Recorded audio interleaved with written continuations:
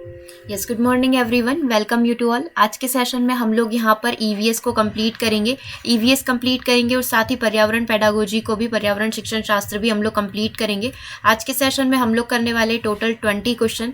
तो आज का दिन में क्या क्या क्लासेस आपकी होने वाली, मॉर्निंग आपका ईवीएस की क्लास है, दिन में आपकी क्लास रहेगी यहाँ पर साइंस की, जनरल साइंस हम लोग कंप्लीट करेंगे और शाम को अगेन आपकी ईवीएस की क्लास रहेगी। तो 3 क्लासेस आज के दिन में होने वाली है, आपको तीनों ही क्लासेस ज्वाइन करना है। फर्स्टली यदि चैनल पर आप न्यू हैं तो चैनल को सब्सक्राइब कर लीजिए ताकि इसी तरीके से वीडियोस के नोटिफिकेशन आप तक पहुंचते रहें। और यदि आप मैथ्स के नोट्स बाय करना चाहते हैं, मैथ्स पेडागोजी के कंप्लीट नोट्स आ चुके हैं, तो ओनली जस्ट ₹99 में आप कंप्लीट नोट्स को बाय कर सकते हैं। ठीक है, दिन में 1 PM समथिंग आपको एक वीडियो मिलेगा जिसमें इससे संबंधित सारी जानकारी आपको मिल जाएगी कि किस तरीके के नोट्स होने वाले हैं मैथ्स के। और यदि आप CTP के नोट्स खरीदना चाहते हैं, यदि आप EVS के बिल्कुल बेसिक से पढ़ाई करना चाहते हैं, तो आप उसके लिए संपर्क कर सकते हैं 8770803840। इस पर व्हाट्सएप करके आप सारी जानकारी नोट्स से रिलेटेड प्राप्त कर सकते हैं। ओके, चलिए सेशन को हम लोग यहाँ पर स्टार्ट करते हैं। सबसे पहला क्वेश्चन आपकी स्क्रीन पर है, विटामिन B1 की कमी से कौन सा रोग यहाँ पर होता है, कौन सी बीमारी होती है? रिकेट्स होता है, रतौंधी होता है, रक्ताल्पता होती है, या फिर बेरी होता है? तो अभी जस्ट 5 मिनट में आप सारे ही विटामिन को रिवाइज करने वाले हैं। तो पहले हम लोग इसका आंसर देख लेते हैं। विटामिन B1 की कमी से कौन सी बीमारी होती है? बेरी होता है। ए से लेकर सारे रिवाइज कर लेते हैं के तक। विटामिन A की कमी से कौन सी बीमारी होती है? विटामिन A की कमी से होता है रतौंधी। ठीक है, जीरोप्थैलेमिया जिसे बोला जाता है। विटामिन B1 की यदि हम लोग बात कर लें, विटामिन B1 की कमी से, जो कि क्वेश्चन में आपसे पूछा गया था, बेरी रोग होता है। विटामिन B2 की यदि हम लोग बात करें, विटामिन B2 की कमी से कौन सा रोग होगा? कोलासिस रोग होता है विटामिन B2 की कमी से। विटामिन B3 की बात कर ले, विटामिन B3 की कमी से कौन सा रोग होता है? चर्म रोग हो सकता है। ठीक है, विटामिन B5 की यदि बात कर ले तो पैलेग्रा बीमारी होती है विटामिन B5 की कमी से। B6 की यदि हम लोग बात कर ले तो B6 की कमी से होता है रक्ताल्पता और चर्म रोग भी हो सकता है। ठीक है, ये B6 की बात हो गई। अब यदि हम लोग बात कर ले, विटामिन C की कमी से कौन सा रोग होता है? विटामिन C की कमी से होता है स्कर्वी। ठीक है, अब विटामिन D की कमी से कौन सा रोग होता है? तो विटामिन D की कमी से यहाँ पर हमारा होता है सूखा रोग होता है, ऑस्टिमैलिशिया जिसे बोला जाए। ठीक है, और विटामिन ई की यदि हम लोग बात करें तो विटामिन ई की कमी से जनन क्षमता में कमी और पेशियां यहाँ पर कमज़ोर हो जाती है। ये किससे होता है? विटामिन ई की कमी से। और विटामिन के की कमी से रक्त का थक्का नहीं जमता है। ठीक है, तो ये विटामिन की कमी से होने वाले सारे रोग हो गए। ए से रतौंधी, B1 से बेरी, B2 से कोलासिस, B3 से चर्म रोग, B5 से यहाँ पर लिखा हुआ है B5 पैलेग्रा, विटामिन B6 से रक्ताल्पता, चर्म रोग। ठीक है, और C की कमी से स्कर्वी, D से सूखा रोग और E से जनन क्षमता में कमी। ये सारे विटामिन से होने वाले हो गए हमारे सामने रोग। और इसका आंसर आपका क्या हो गया था? Option number D, right. अगले प्रश्न की बात हम लोग यहाँ पर करेंगे। नेक्स्ट क्वेश्चन आपकी स्क्रीन पर है, राइनो वायरस की वजह बनता है। राइनो वायरस किसकी वजह है? आम जुकाम की, सरदर्द की वजह बनता है, कफ की, या फिर घुटनों में दर्द की? तो राइनो वायरस की वजह से सर्दी जुकाम होता है। तो आंसर आपका क्या हो जाएगा यहाँ पर? Option number 1, right. आपके सिलेबस में बीमारियों से रिलेटेड बहुत सारी चीज़ें हैं, बहुत सारे क्वेश्चंस आपसे पूछे जा सकते हैं। अगला प्रश्न, मानव शरीर में सबसे छोटी हड्डी पटेला होती, स्टेपीज होती, टिबिया होती है, या फिर ह्यूमरस होती है? तो सबसे छोटी हड्डी कान में होती है, जो इसे बोला जाता है स्टेपीज, बीच में पाई जाती है। ऑप्शन नंबर बी आपका यहाँ पर बिल्कुल राइट आंसर होगा। अगला प्रश्न आपकी स्क्रीन पर है, देखो अगला प्रश्न आपसे पूछ रहा है कि निम्नलिखित में से कौन सी औषधि टाइफाइड के लिए होती है? टाइफाइड के उपचार के लिए किस औषधि का प्रयोग यहाँ पर किया जाता है? विटामिन ए, क्लोरोकाइन का, सल्फा औषधि का, या क्लोरोमाइसिटिन का? तो जब टाइफाइड से कोई भी व्यक्ति पीड़ित होता है तो उसको कौन सी दवा दी जाती है? उसको दिया जाता है क्लोरोमाइसिटिन। तो यहाँ पर आंसर आपका हो जाएगा ऑप्शन नंबर डी। अगले प्रश्न की बात हम लोग करेंगे, किसी व्यक्ति के द्वारा स्वयं के भीतर झांककर स्वयं के व्यवहार का अवलोकन करना क्या कहलाता है? ईवीएस पेडागोजी का आपका क्वेश्चन। क्या उसे सर्वेक्षण बोलना बोलते हैं, उसे प्रयोग करना, उसे अंतरावलोकन यानी इंट्रोस्पेक्शन बोलते हैं, या फिर उसे मूल्यांकन यहाँ पर बोला जाता है? तो स्वयं के भीतर जाकर स्वयं का ही अवलोकन करना, अंतरावलोकन की प्रक्रिया, इंट्रोस्पेक्शन की प्रक्रिया यहाँ पर कहलाती है। आंसर आपका ऑप्शन नंबर सी है। चलिए अगले प्रश्न की बात हम लोग यहाँ पर करेंगे। नेक्स्ट क्वेश्चन आपकी स्क्रीन पर है। निम्नलिखित में से कौन सामाजिक परिवर्तन के रूप में शिक्षण इस दृष्टिकोण से संबंधित है? Educational as a social transformation किसके द्वारा कहा गया है? महात्मा गांधी, डॉक्टर राधाकृष्णन, जक्कू एस रूसो के द्वारा, वही हमारे रूसो उनका पूरा नाम है, या फिर पाउलो फ्राइडर के द्वारा ये बात कही गई है? आंसर आपका यहाँ पर क्या होगा? ऑप्शन नंबर डी, यानी कि पाउलो फ्राइडर के द्वारा इस बात को कहा गया है, सामाजिक परिवर्तन के रूप में शिक्षा। राइट अगले प्रश्न की बात हम लोग यहाँ पर करेंगे। क्वेश्चन नंबर 7 आपकी स्क्रीन पर है। किसने टिप्पणी की है कि हमारी माध्यमिक शिक्षा हमारी शैक्षिक मशीनरी की सबसे कमजोर कड़ी है और इसमें तत्काल सुधार की आवश्यकता है? माध्यमिक शिक्षा को लेकर ये स्टेटमेंट किसने कहा है?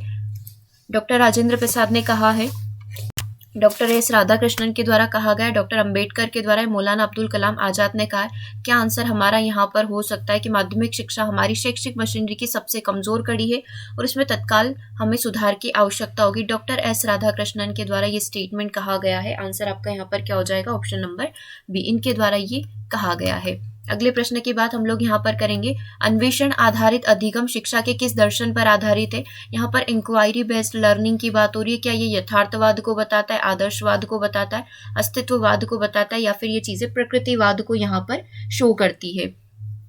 इंक्वायरी बेस्ड या अन्वेषण आधारित अधिगम मतलब कि खोज आधारित, और खोज तो हमेशा से ही बताया जाता है, सभी यही बोलते हैं कि खोज के आधार पर बच्चा यदि शिक्षा करेगा, ज्यादा चीजें उसे लर्न होगी। तो ये किसको बताता है? ये प्रकृतिवाद ये चीजें यहाँ पर बताती है, इस दर्शन पर ये चीजें आधारित है। तो आंसर आपका क्या हो जाएगा? ऑप्शन नंबर डी, प्रकृतिवाद, नेचुरलिज्म इसको बढ़ाता है, आगे बढ़ाने की कोशिश करता है।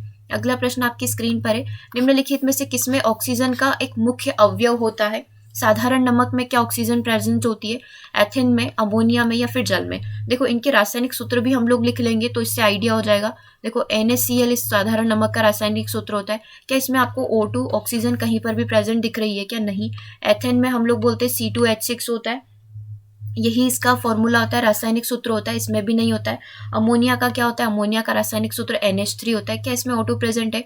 वाटर का रासायनिक सूत्र क्या होता है? H2O होता है। हाँ, तो इसके अंदर ऑक्सीजन यहाँ पर प्रेजेंट होती है। तो यहाँ पर ऑक्सीजन का एक मुख्य अवयव कहाँ पर, ऑक्सीजन एक मुख्य अवयव के रूप में कहाँ पाया जाएगा? तो वाटर, जल के अंदर पाया जाएगा। राइट, इस तरीके की बेसिक तैयारी करके रखना है कि कभी भी आपसे किसी का भी रासायनिक सूत्र पूछ लिया जाता है हमारे EVS में भी, तो आप इस तरीके से तैयारी रखें। ठीक है, ये सभी के हमारे रासायनिक सूत्र हो गए। चलिए आगे बात कर रहे हैं अगले प्रश्न की। अगला प्रश्न आपकी स्क्रीन पर है। राइबोफ्लेविन क्या है? क्या ये एक एंटीबायोटिक है, क्या ये प्लांट है, या रंगने वाला कारक है, या विटामिन है? तो विटामिन B2 को राइबोफ्लेविन के नाम से जाना जाता है, तो राइबोफ्लेविन एक प्रकार का विटामिन है। तो आंसर आपका क्या बन जाएगा यहाँ पर? आंसर आपका हो गया ऑप्शन नंबर डी। अगले प्रश्न की बात चलिए हम लोग करते हैं। अगला प्रश्न आपकी स्क्रीन पर है। अगला प्रश्न आपसे ये पूछ रहा है कि निम्नलिखित में से कौन सा यहाँ पर प्राथमिक रंग हो सकता है?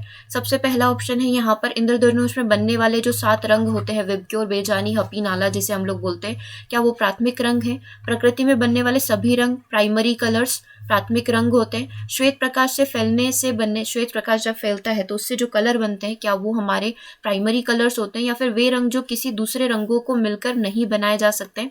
पूरा ऑप्शन देख लीजिए। वे रंग जो किसी दूसरे रंगों को मिलाकर नहीं बनाए जा सकते, क्या उन्हें आप प्राथमिक कलर, प्राइमरी कलर बोलते हैं? तो यस, बिल्कुल राइट है। Colours which can't be produced by mixing other colours, वे रंग जो किसी दूसरे रंगों को मिलाकर नहीं बनाए जाते, दूसरे रंगों से मिलकर नहीं बनते हैं, प्राइमरी कलर्स यहाँ पर कहलाते हैं। ऑप्शन नंबर डी आपका यहाँ पर बिल्कुल राइट होगा। चलिए अगला प्रश्न आपकी स्क्रीन पर है। समुद्री जल का घनत्व बढ़ता है जब गहराई घटती है व लवणता बढ़ती है, गहराई बढ़ती है व लवणता कम हो जाती है, गहराई व लवणता दोनों कम होती है, या गहराई व लवणता दोनों यहाँ पर बढ़ जाती है?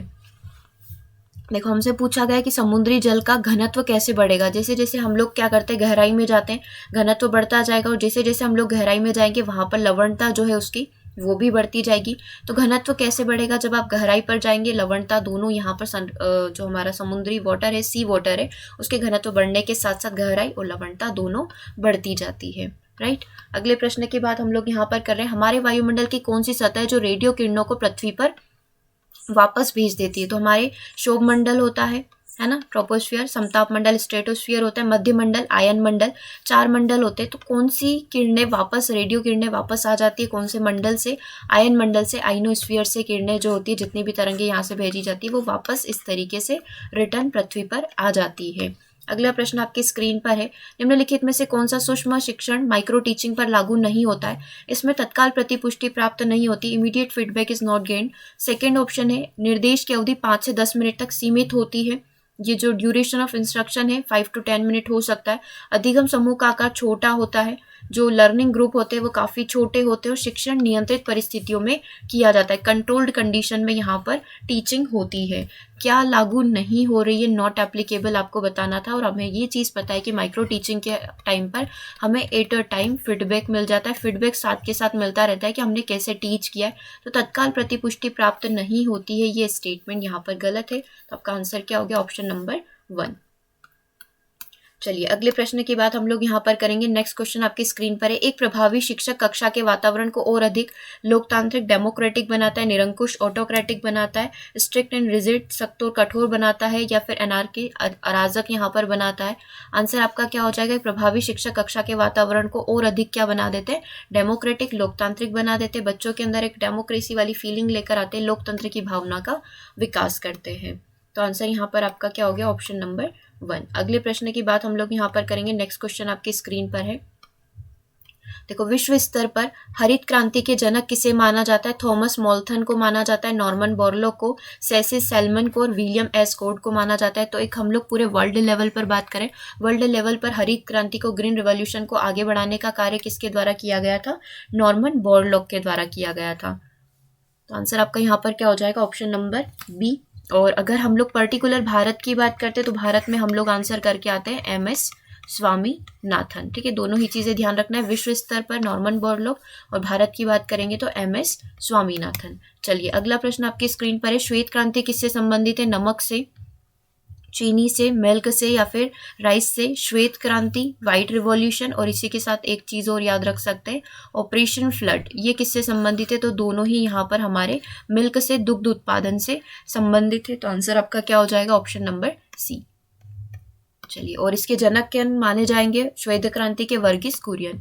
अगला प्रश्न आपकी स्क्रीन पर है, पर्यावरण अध्ययन के शिक्षण में नाटकीय रूपांतरण का प्रमुख उद्देश्य निम्न कराना होता है। नाटकीय रूपांतरण हम लोग ड्रामाटाइजेशन करवाते हैं, तो उसका ऑब्जेक्टिव, उसका उद्देश्य, उसका लक्ष्य क्या होता है? बच्चों की सोच समझ क्षमता, जो बोध क्षमता है, उसको विकसित करना, बच्चों के ज्ञान को विकसित करना, रिसर्च को इंक्रीज करना, विकसित करना, या फिर एप्लीकेशंस को बढ़ावा देना, आवेदन को बढ़ावा देना। क्या आंसर यहाँ पर हो सकता है? बच्चों की बोध क्षमता को विकसित करना यहाँ पर बहुत राइट होगा, सही स्टेटमेंट होगा।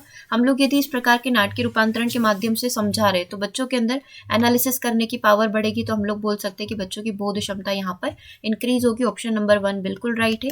अगले प्रश्न की बात हम लोग यहाँ पर करेंगे, निम्नलिखित में से कौन सी पशु प्रजाति है जिनका दाचीगाम राष्ट्रीय उद्यान में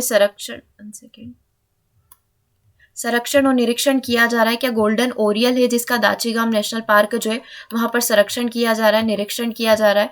हंगुल या कश्मीरी हिरण है, चित्राला है या फिर कस्तूरी हिरण है? कहाँ पर दाचीगाम राष्ट्रीय उद्यान में किसका संरक्षण किया जाता है? तो दाचीगाम राष्ट्रीय उद्यान में हंगुल या फिर कश्मीरी हिरण जो है इनका संरक्षण किया जाता है। तो ऑप्शन नंबर बी आपका यहाँ पर बिल्कुल राइट है।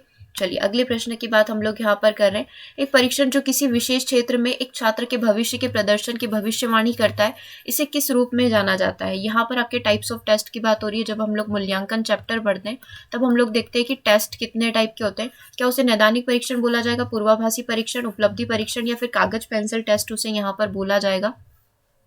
देखो, किसी छात्र के भविष्य के प्रदर्शन की भविष्यवाणी यदि हम लोग करते हैं कि बच्चा फ्यूचर में क्या कर सकता है, इसका हम लोग पहले से एक प्रिडिक्शन कर रहे हैं, इसका एक अंदाजा लगा रहे हैं। और डायग्नोसिस टेस्ट, प्रोग्नोसिस, अचीवमेंट या पेपर पेंसिल, आंसर यहाँ पर क्या बनेगा? प्रोग्नोसिस टेस्ट उसे यहाँ पर बोला जाएगा, क्योंकि हम लोग भविष्य की जानकारी देखना चाहते हैं।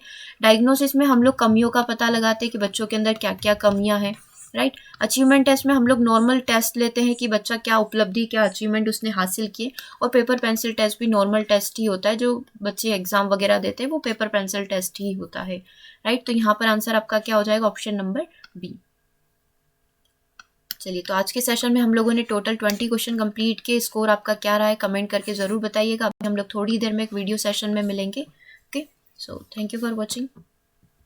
और यस, व्हाट्सएप ग्रुप से जुड़ने के लिए आप मैसेज कर सकते हैं 8770803840। जिस किसी भी एग्ज़ाम की आप तैयारी कर रहे हैं मैसेज आप उसी के साथ करेंगे।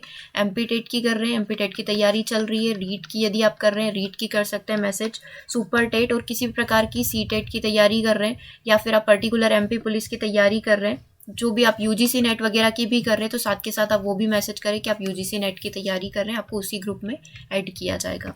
Thank you for watching.